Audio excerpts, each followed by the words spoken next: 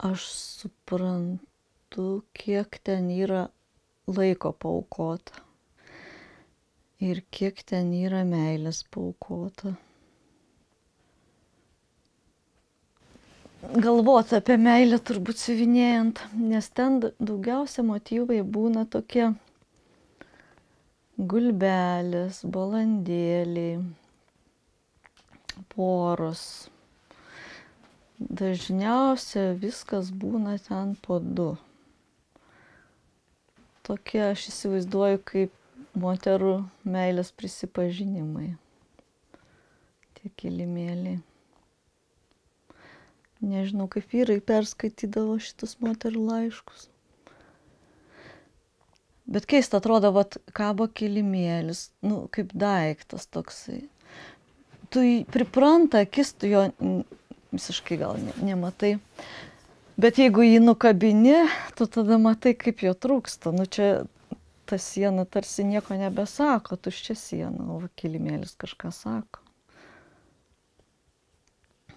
Čia apie tos buitinius tokius kilimėlius, virtuvinius. Aš pati, pavyzdžiui, kai mokau kažką vaikus, pavyzdžiui, mokykloje ir suaugusius, sakau, jūs nepieškit ir nedarykit to, ko negyvenat ir to, ko nematėt. Ten kokią nors piešia ten palmės, aukščiausius kalnus, ten dar ką nors ir aš jau... O paskui pati pagalvojau, kilimėliai, jo, su tais tigrais atrodo. Ir šiaip liaudies kultūroje labai kažkaip liūtus tigrus pieždavo. Bet taip sužmogintai, tarsi, nežinau, žmogaus veidais. Tai man, jeigu žmogus net nematęs to žvėries, jis labai įdomiai interpretuoja.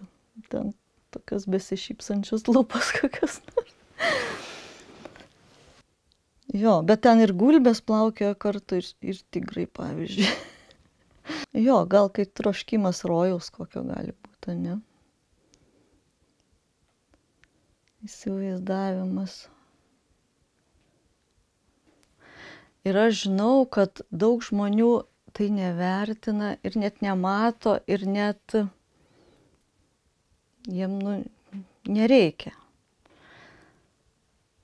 Ir aš manau per tai, kad aš juos kitaip kažkaip ištrauksiu, parodysiu kitoj šviesoj, jie pamatys ir supras, kad čia vertybė yra. Čia jau likučiai to, kas buvo gyvenimas. Kasdieninis gyvenimas, bet kurio, tikrai tarsi dabar ir nereikia jau tose būtose tų gulbių. Bet kas supranta, nors spintoj laiko, ar vaikam parodo,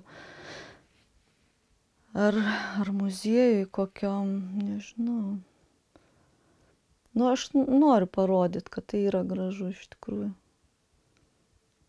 Pas vieną ten moterį 2 juodos gulbės, pas kitą ten viena aukščiau, kita žemiau, pas trečią aplinkoj ten vienur rožės prie tų gulbių, kitur ten nendrės prie tų gulbių, kitur dar lelijos prie tų gulbių, kitur kažkokios tvorelės, kitur dar ir gulbės ir gandrai, kitur dar visokie sugalvoti. Aš nežinau, ir visos kaip ir iš to pačio motyvo, perkūrinėja, nežinau, kažkokias savo pasakojimus.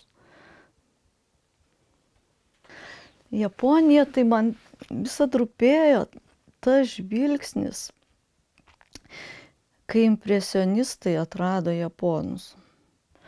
Ir jie taip kaifavo nuo šito linijų kitokių ir tarsi atradė, kad į tapybą galima perkelt grafinius dalykus, nes atėjogi ten medžio raižiniai, jie, pas japonų netapyti tie darbai, o raižyti ir atspausti. Ir tai buvo kažkoks, nušvitimas tuo laikotarpiu. Tai aš tarsi irgi biškį norėjau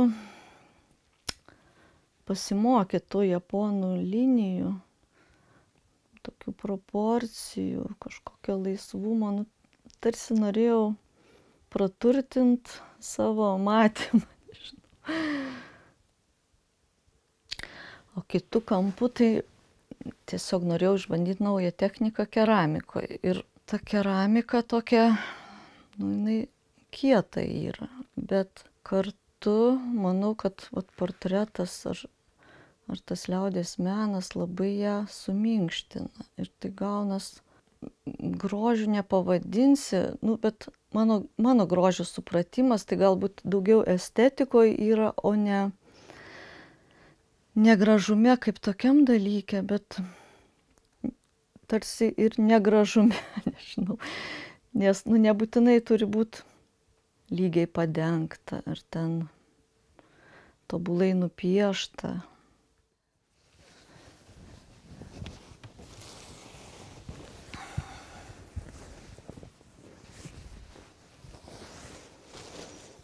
Tai va visokios staltiesėlės. Nu, iš tų tai jau galima gaminti. Nu va, o tai darbštus matyti žmonės buvo iš tikrųjų, ypač moteris. Taigi viską ten ir užsiauginti reikėjo, ir duoną išsikepti, ir gyvulius užsiauginti, kad valgyti turėtų. Viską patiem. Mes dabargi labai gerai gyvenam, bet tik tai